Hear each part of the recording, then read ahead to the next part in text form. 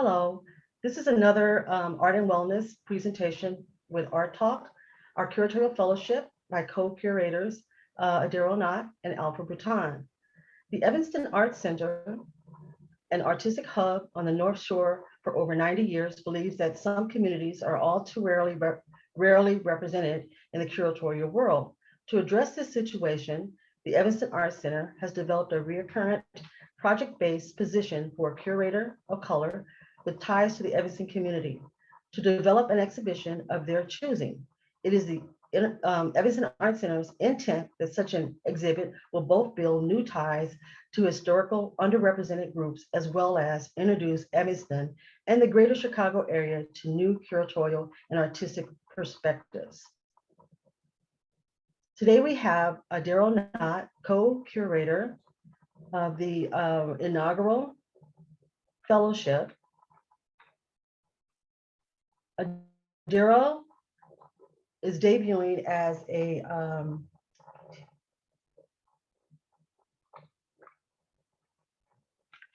an emerging curator who debuted at the Museum of Contemporary Art in Chicago, curating Disability and Perspective, one of 4 exhibitions belonging to the Commons Artist Project of Norman Tigg and Flo Wilson, Black House Studios.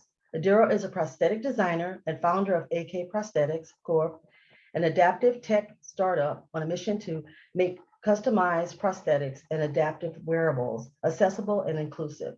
Adero has been featured in Forbes, Chicago Sun-Times, and American Inno for her innovative work in the community of Chicago. Adero is also an ADA 25 Advancing Leadership Fellow of 2020. My name is Alfred Bruton. I'm the co-curator of the inaugural fellowship. I have formal training in art administration, art education, art gallery management, and studio art, which gives me the foundation as a curator and art consultant. My curatorial practice is the Phantom Gallery Chicago Network. The Phantom Galleries are temporary exhibitions in non-traditional gallery settings. I'm also a co-author and researcher for Pop-Up Research Station and Creative Conversation, a project that is a portal where curators nationally share knowledge and resources of best practices, ongoing professional development, and is a place for moral support to enhance our collective impact when staging pop-up exhibitions. Adero?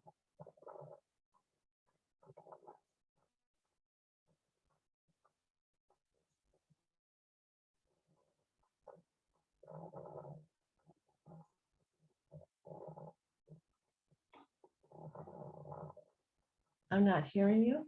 Adero, you're muted. Sorry about that. All right. We have the brilliant Petra Kuppers as our established artist and the fantastic Andrea Yarbrough as our emerging artist, both doing tremendous things for their communities. Petra Kuppers, using she, her pronouns, is a disability culture activist, a wheelchair dancer, and a community performance artist. She creates participatory community performance environments that think, feel into public space, tenderness, site-specific art, access, and experimentation. Petra grounds herself in disability culture methods and uses ecosomatics, performance, and speculative writing to engage audiences towards more socially just and enjoyable futures. She teaches at the University of Michigan in Performance Studies and Disability Culture, and is also an advisor on the low residency MFA in Interdisciplinary Arts at Goddard College. Petra received the American Society for Theater Research's Best Dance Theater Book Award, the National Women's Caucus for the Arts Award for Arts and Activism, and her performance poetry collection, Gut Botany, was named one of the top 10 US poetry books of 2020 by the New York Public Library. She is the artistic director of the Olympias, an international disability culture collective, and co-creates Turtle Disco, a somatic writing studio with her wife, poet and dancer Stephanie Height. From their home in Ypsilanti, Michigan. Her next academic book project, Ecosoma, Pain and Joy, and Speculative Performance Encounters will appear with the University of Minnesota Press in early 2022. Next, we have Andrea Yarbrough, using she, her pronouns, is a Chicago-based educator and maker. Her curatorial and artistic practice centers on stewarding vacant land and blends civic engagement and art praxis. Her community-centered visual art production shapes local policy on Chicago's South Side by reactivating neglected land as sites of care that help heal individuals and regenerate collective imaginations. She is a steward of and care of Black women, an artist cooperative building cartographies of care. Andrea was named a 2020 A-Field mentee and will contribute to the 2021 Chicago Architecture Biennial with In Care of Black Women. Ladies, welcome. We are so excited to have both of you here. All right. Thank you. Thank you for the invitation, Adero. Of course, of course. All right, so I'll go ahead and get started with the first question. So Petra, I would like to ask you and have you answer first, and then Andrea, you can go ahead and answer afterwards. How do you identify? How is your identity expressed in your work? Beautiful, thank you. Thanks for that question. It's a lovely question, and it's an important one to me. I identify as a disabled, white, cis, queer woman living on Anishinaabe territory here in Ypsilanti, Michigan. And the lineages that are particularly important to me is that I am German. I'm a German person. I grew up in Germany in the 1970s and 80s, which meant that what is really important to me is an ethical engagement with the Nazi and the colonial past, what it means to come from a perpetrator nation, because that's my background, to how to be ethically engaged with others in a perpetrator environment.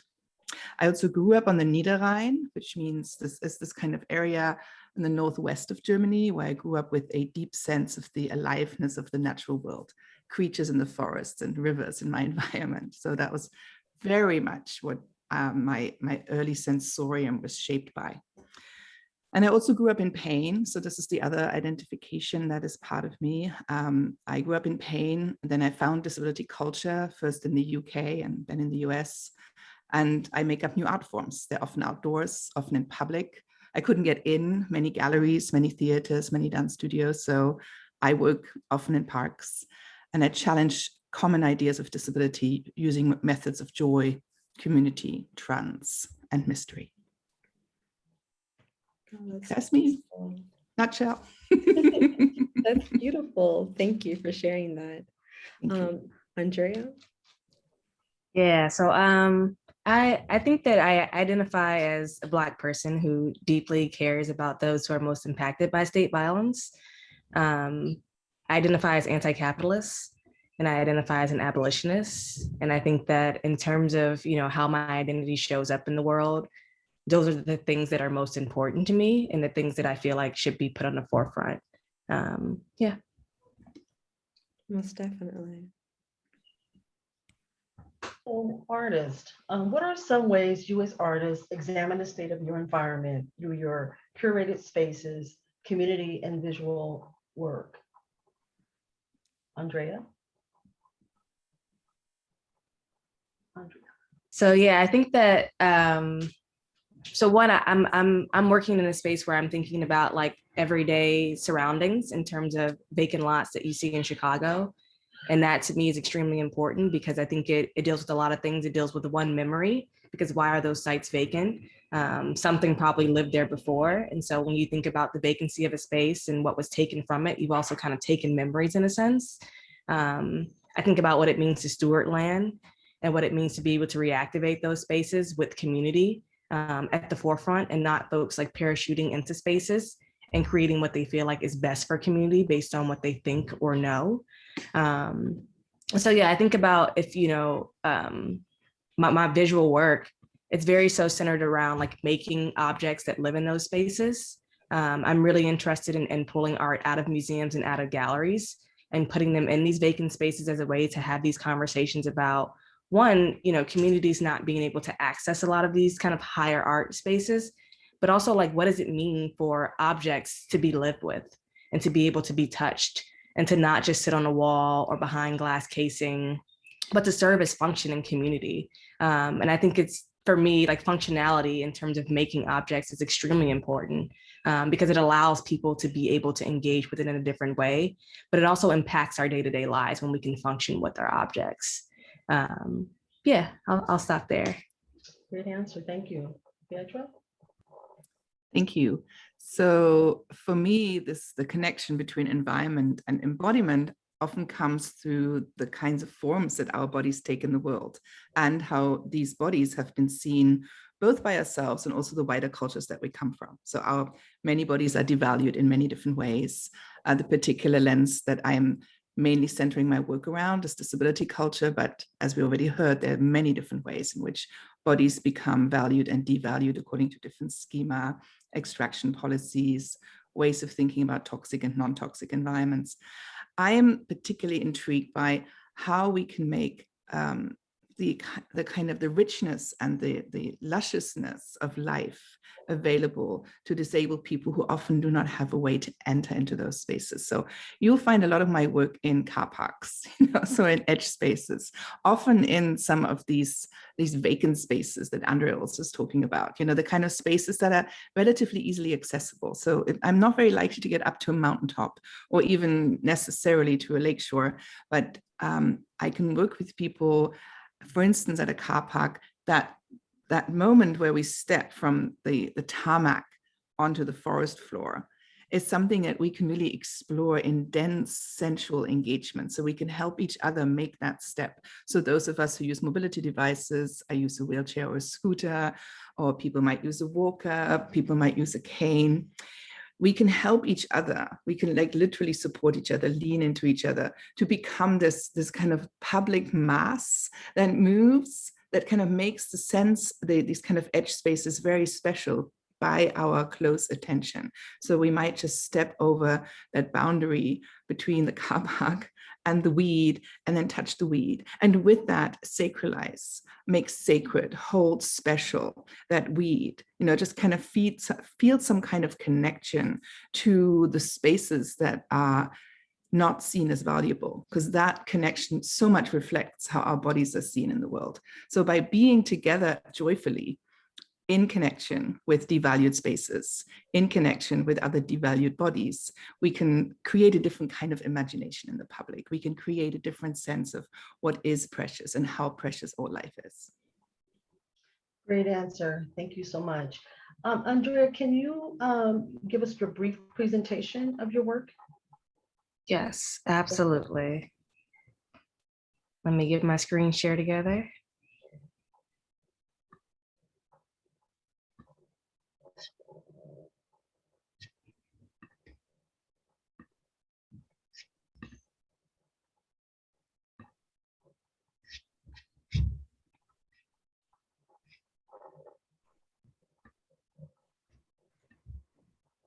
Okay, so for this presentation, I'm mostly going to focus around In Care of Black Women, which is the creative placemaking initiative that I say I steward with a group of Black folks kind of throughout the country, honestly, at this point. But it's really a space for us to think about our relationship to care and Black women.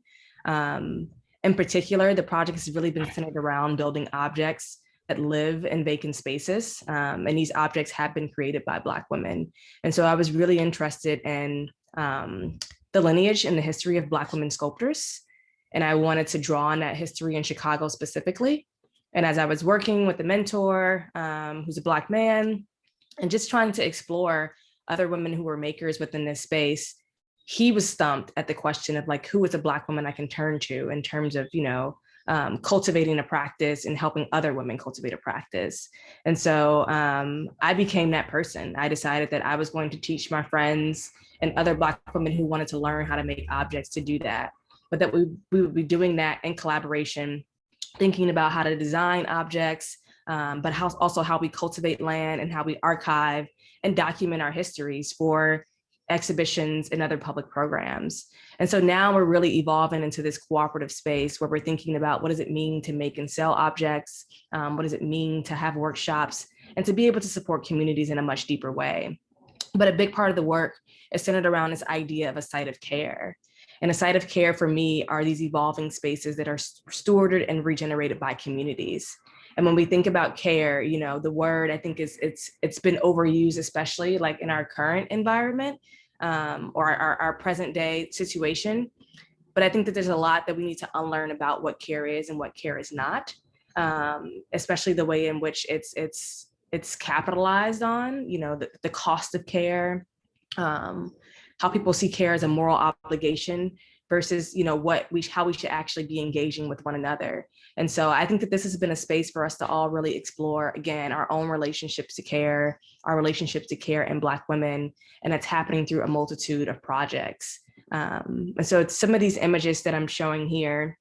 Top left is myself and a co-collaborator, Adero, building these tables that are modular.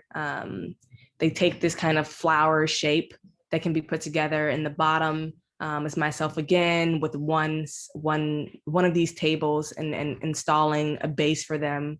And then to the right is myself creating this what we call a jig to be able to cut this table to size and to make sure that it's modular and that it fits together in a particular way.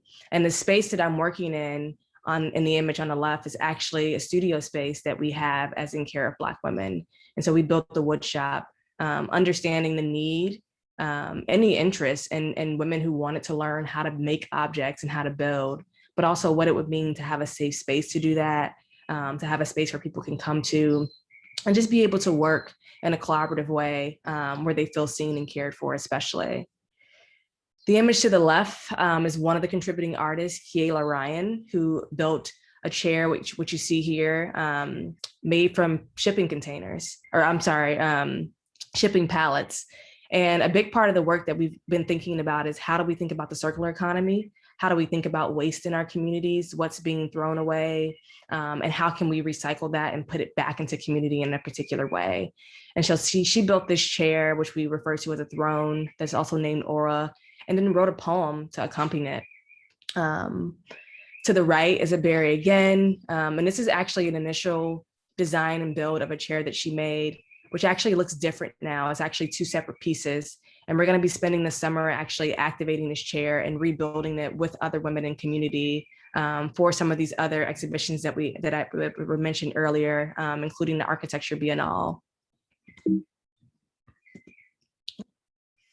And so here again, more images of Black women making chairs and their process. To the left is Chandra Christmas Ross, who is also contributing to the Chicago Architecture Biennale. And she's an urban planner by trade. And she thinks a lot about maps and communities and spaces and what it means. And so going about this work in this project, I really invited folks to think about what is a chair that you would like to sit in? What is a chair that would make sense for your body, that would make you feel cared for, that would make other people feel cared for if they were to sit in that space?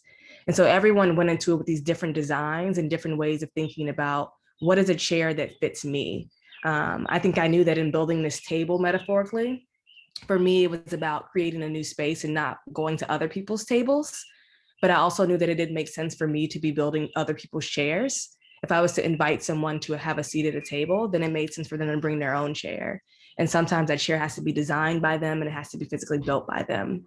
And then to the right is Zakia Najwa, who's also a visual artist in Chicago. And she built this Bauhaus style chair. And so she's, again, like thinking about her background and art history and so forth. And again, something that resonates with her in terms of her practice and what she sees as an object that is caring for her or folks that she identify with in community. And so another large piece of this work has been tending to, which is this ongoing kind of oral history, or what we're now calling care history exhibition, which is really about collecting the histories of Black women that explore their relationships to care. And so this summer, we will open an exhibition with Let Us Breathe Collective at the Breathing Room space, where we're actually going to highlight these stories. And so we're going to have these kind of large scale portraits of Black women who have volunteered to be a part of this ongoing exhibition. And then we're going to open up a public call to where anyone can sit with a Black woman in their life and have a conversation about care. And it can be added to this ongoing digital archive. And I think part of the work that is really important here is that sometimes there are these conversations that happen in which people feel like, well, we don't know how to care for people. We don't know how to show up for them. And I think a part of this work for me is very much so grounded in, or here's an archive where you can go to. If you say you care about Black women, then you can listen to these stories. If you say you want to be able to contribute to that, then you can submit a care memo. There are all these ways in which you can really engage with bringing a different level of intentionality to how you engage with Black women in the world. And so this is just kind of a bit of an overview of what a care history is. And we really think about it as stories that are passed down over time and across generations that come through the oral history tradition, of course. And so again, we're just inviting folks to share their stories of receiving, providing care with a specific focus on honoring the stories of Black women. We'll have an interview guide that will also be a video guide and also a one-pager that walks you through every step that you need in terms of identifying someone, having the proper technology set up and so forth, and then what to do after you've done your interview and so forth. And so again, just really wanting to ground people in what it means to archive and collect those stories around care. And so this is kind of also an image of what it will look like in kind of a digital sphere as a digital exhibition, because it will be ongoing and it will be a living, breathing space as well. And I'll end there. Thank you, Andrea.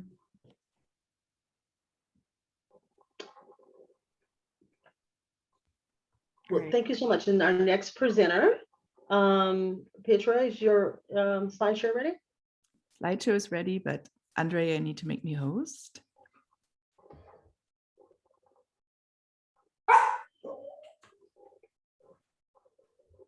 That was a lovely presentation. Yeah, here we go. Thank you so much. I just love that.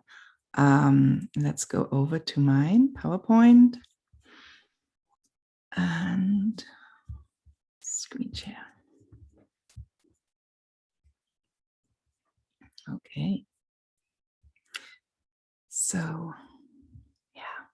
So here we go. So I'm going to share with you one art project each from the Olympias and Turtle Disco, which are two of the disability culture collectives that I also co-lead, co-steward.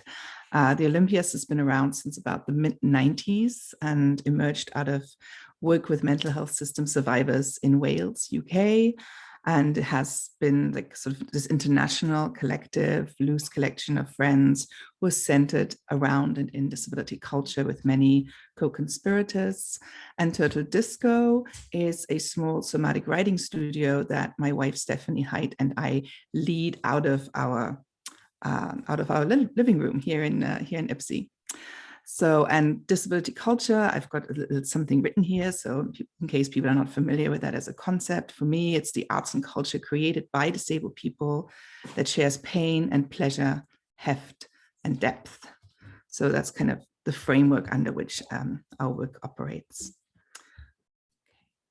And here is an image of the Salamander project. So that's the Olympias project I share with you. So it's a traveling project that went all over the world. And it allowed me, which was really delicious, to go swimming with many, many people around the world. It started in 2013 and went on till about 2019. And this here is an image that was shot in Dallas, Texas. And you see a number of people getting ready to enter the water. So we're engaged in a ritual of preparation.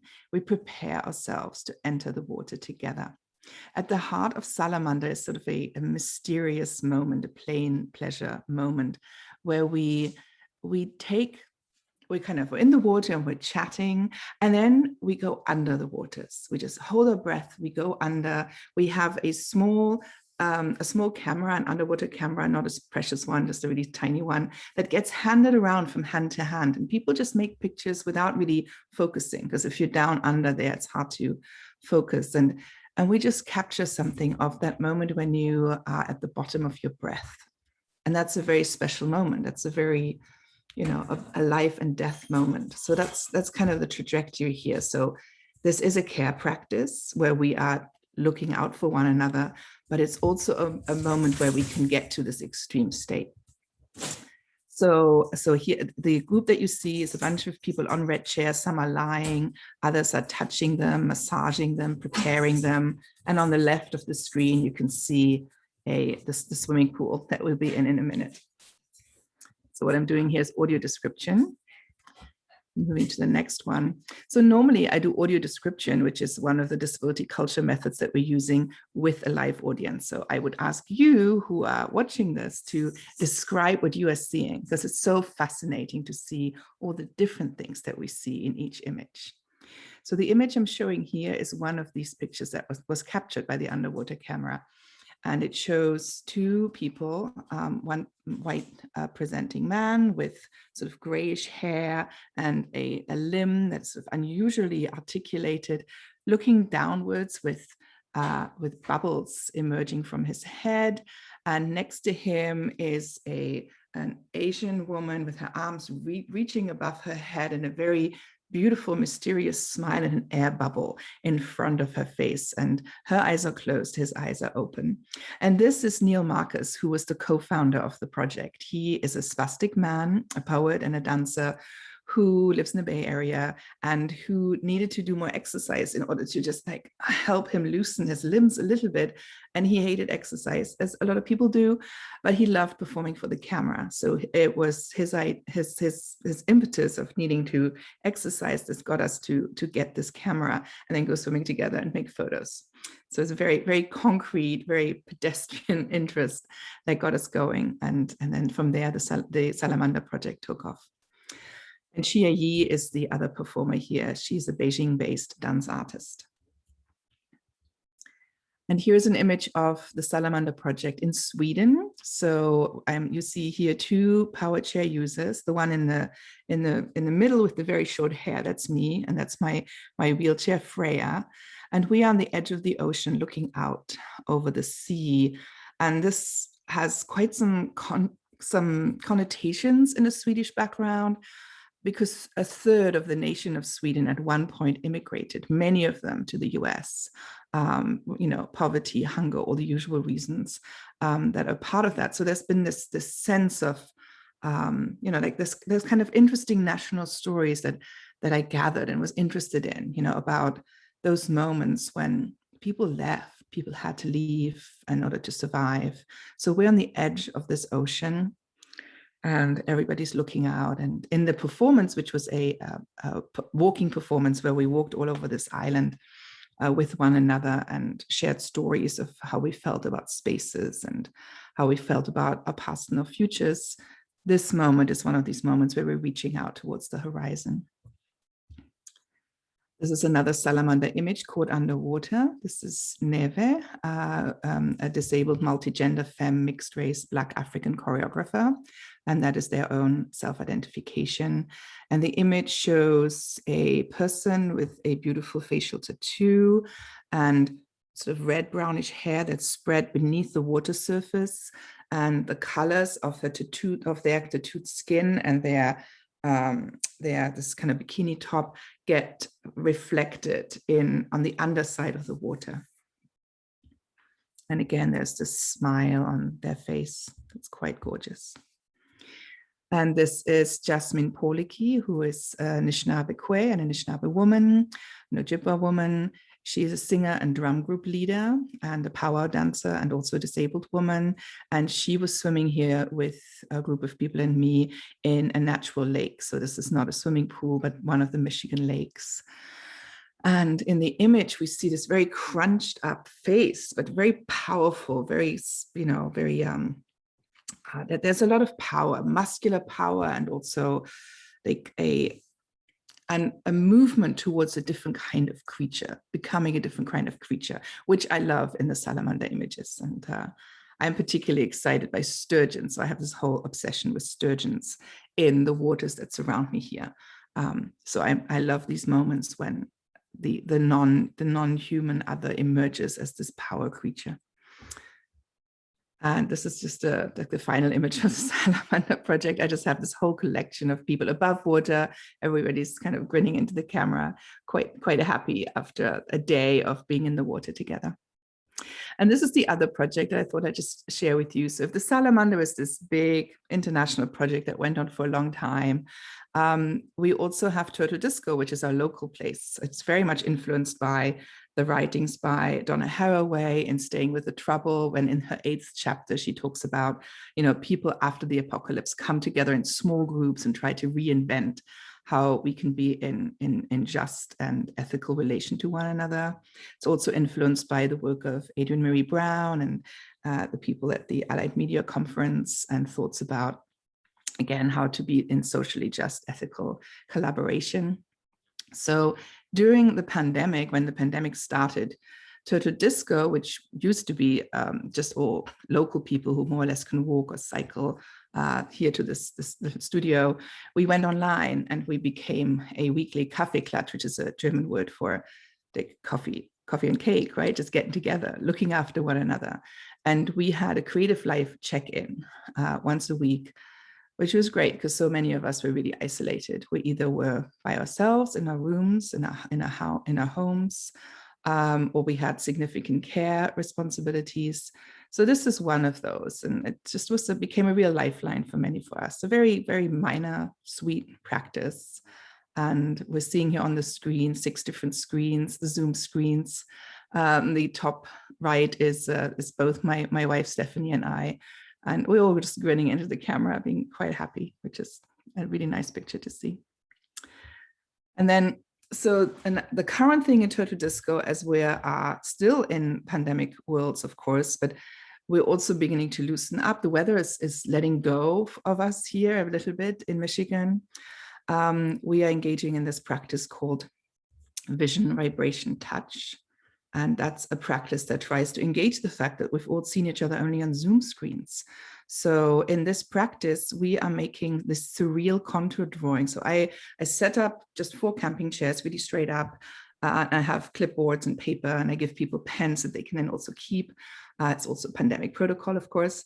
And we just make these contour drawings of the faces that we have. We just look at someone. We give each other permission to look for 5 or 10 minutes at another person's face and eyes. And because we're wearing masks, of course, mainly we can see the eyes. And then I ask people if they wish to gift the image to the project, and there will be an exhibit in a year's time at a local gallery, or if they want to keep it, maybe they want to just gift me making a photo of it, or maybe it's just for them, because there's a lot of shame and complications around drawing and whether or not someone is a drawer, which of course this kind of contour drawing kind of aligns with. In contour drawing, you just put your pen on the paper and you just draw, you look at the other person, you don't look at the paper. So what comes out is usually very unusual and interesting.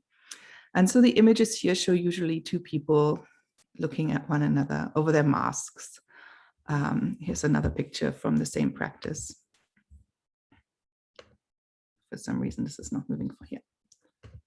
Right, so same practice. And this is at First Friday Ypsilanti. So a lot of the Turtle Disco practices right now are aligned with the kind of civic, the wider kind of framework of how Ypsilanti, this little Rust Belt community here, is reinventing itself. The first action we had for Turtle Disco was actually at the very first Pride of Ypsi, which was before there was any capitalistic engagement, before there was any sponsorship, and we were just, all the local people were given a booth if they wanted it in this street here, this little street in the center of Ypsilanti. And that's how we set up Turtle Disco to begin with. And you see here again, 2 people with their clipboards and their pens on their clipboards, drawing each other while looking into each other's eyes. And yeah, it just becomes this meditative moment in the middle of the city. And the others walk by and can see us being in these meditative moments of concentration. And those moments are really, really central to me. How can we create these bubbles of care and trance and concentration and celebrations of each other's beauty and joy? Okay. I'm stopping that. I'm trying to stop that. I'm going to stop the share. Thank you so much for listening. Here we go. Of course. Thank you so much, Petra. That was wonderful. And I have some questions for both you and Andrea. But to start, so Andrea, thank you so much for your presentation. It's just so beautiful to see, projects that are centering Black women. And I wanted to ask you some questions in regards to you exhibiting in the Chicago Architecture Biennale of this year. So how has your experience been with preparing for exhibiting in care of Black women for the Chicago Architecture Biennale? What impact do you predict in centering Black women to have in a predominantly white male environment, such as the Chicago Architecture Biennale? Yeah, that's a good question. I mean, so what I'll say is we're very, very early in the process. I had an idea for a proposal and reached out to two folks who had been working with Ankara for a while and said, hey, would you like to pitch this proposal with me? And so for me, it's always about collaborating. One, because I know what my strengths are, I think, in terms of what my practice is, and I know where I can be elevated and where additional support can come in. Our goal with this exhibition is for it to not be a temporary thing because it lives on a vacant lot and so much money will be poured into it. And it's going to be based in Woodlawn, which is a community that has historically been divested in, but also there's going to be a lot of investment coming because of the Obama Presidential Center. And we know what that means in terms of displacement and so forth. And so we're really pushing for this exhibition to be permanent, but also the voices of folks the residents who live locally to this space are included in our process. And so we're going to spend the summer really engaging with folks and allowing them to kind of help build what we're going to have live on that space, but also to create a vision around what they would want to see for the future, because it is across many, many vacant lots in a particular neighborhood. And so, yeah, I think that I know, it's so important that it's a group of Black women who are proposing this project and putting it forward. I think we recognize too that we want to be very protective of our labor and the time and energy that goes into it, and also very protective of our community and knowing, what our exhibitions do ultimately, but also knowing the importance of art and the importance of being able to talk about, a lot of concerns and issues that we organize around daily through art and using that as a space to have that conversation. Yeah, I hope that answers your question. Most definitely. And also, I'm just thinking about one of the tropes that, Black women are plagued with is, being seen as strong all the time. But I'm thinking about it, how it relates to seeing that and seeing Black women as builders and makers. What do you think about that? Yeah, I've never really thought about that. I think one of the things that I've enjoyed most about this process of making alongside Black women is how we go from design on a paper to actual object being done. And then when they sit in their chair for the first time, they're like, wow, did I really just make a chair? Did I really just make this thing? And how empowering that is, how much agency that gives. But also I see building as one of those skills, we talk about the apocalypse a lot. The apocalypse come, I know what my skill is, I can make some things for us. And so I think about that also as a lineage of us being able to make objects that fit so many different needs, especially because we're all coming into this thinking about what does care mean for my particular community? What does it mean for this person? What does it mean for that person? Because it doesn't look the same across the board. And I think design is the same way, making objects is the same way, especially around functionality. What I need in terms of functionality looks different than everyone else, on the screen right now. And so we have to acknowledge that in our design process, but also in our making process as well. Perfect. And then Petra, I wanted to ask you about disability culture and accessibility. So disability culture stresses the importance of accessibility. What impact would making public spaces accessible have on how people, especially disabled people, experience art? Cool, thank you. Yes, so this is such an interesting question on how to think about access, right? because I would say, and access is really central to disability culture, as you say, but usually it's a verb in that context, right? It's like, how do we make it accessible to each other? Disabled people are very rarely the people who drive how to create public space, are very, very rarely the ones that are involved in city planning. But we are usually the ones who are figuring out how to live together, have fun, make things, right? I love the notion of making chairs and just being comfortable in spaces.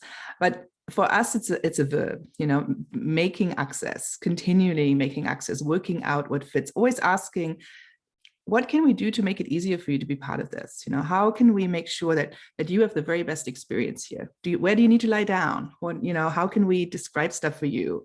There's no set of questions. So that's very different from when we meet the non-disabled world, which when they think about access, they have it's often like a checklist kind of thing. It's often like ADA requirements. And of course, I'd love everything to be completely ADA accessible. That would be fabulous. I could get into places which I would really very much value. But I also know that there still would be many of us left out still, right? Because these checklists hardly ever capture experiences of precarity, the issue that we started up the conversation with, who's devalued, who's not seen. So I always lead towards the verbing kind of providing access, which to me links so much to Andrea. You're providing care, the kind of care as a collaborative and communal experience rather than a set of things you put into place. So that's for me an interesting thing to think about, that connection between how we're doing it within disability culture and where disability culture hits the mainstream and the kind of requirements we have. So my work, because I've been around a little bit longer, was really before the notion of trying to get into galleries and theaters was, I didn't expend my energy there, guys, because it just was not why, that's kind of practices for people who are definitely not like me. These people were not on the stage. Those people were not dancing on the stages. These people were not in the galleries. So I did not make that my own focus. I do my thing, but I do totally support so many people who are often working now, who are really working on intense system critique with museums and galleries. I think that's a really important word. I love someone like Carmen Papalia, for instance, who does really interesting work around audio description, making things accessible in really quirky, surreal, interesting ways. So I think that there has become, there's more of a space now for system critique and museum studies and gallery critique within contemporary disability circles. Yeah, so I guess that's my answer. There's these multiple different ways in which we all engage the fact that we traditionally were left out. And some of us did our own spaces elsewhere, and some of us are really doing fabulous work to get into the spaces. And all of those are really important things to push on together. I love that we have a much wider community now. We used to be just this tiny bunch of people who felt so excluded from that world. And now we've become a much broader, much more rich, diverse, and interesting community of people to engage with.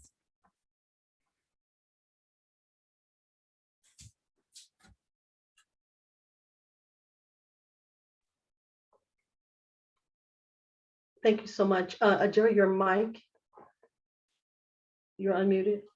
Oh yeah, Alpha, you can go ahead and ask questions, and yeah. We only have a few minutes left on our talk, and I want to thank you both for joining us. It was really important that we showed and had this conversation on art and wellness and balanced the conversation with both of you. Adero and Andrea. I attended one of your art talks that you did earlier on in the year when you released the first series of the Women Talk. And I was really excited. And I think one of the things that I said on that it's so encouraging that we're seeing our younger generation coming in and picking up that baton, and keeping these movements alive. That, I'm in my not my sunset, but I'm in the 65, I'm retiring out. And I think it was really important the way we approached this project with the intergeneration approached and being inclusive, of our diverse, women that, and not only women, but artists that have your practice and what you do in your practice and the intersectionalities that you bring to your practice. It was really important that we encapsulate that during this, our fellowship. And again, thank you for coming to the table, coming to our art talk and sharing your practice with us. And we'll see you this summer during the art opening. Thank you so much. Thank you. Thanks, Adero. Thanks, Andrea. Thank Alpha. It was wonderful. Yeah, thank you all as well. This was really lovely. I learned so much. Thank you so much, Petra, for sharing as well. Thank you. Yay.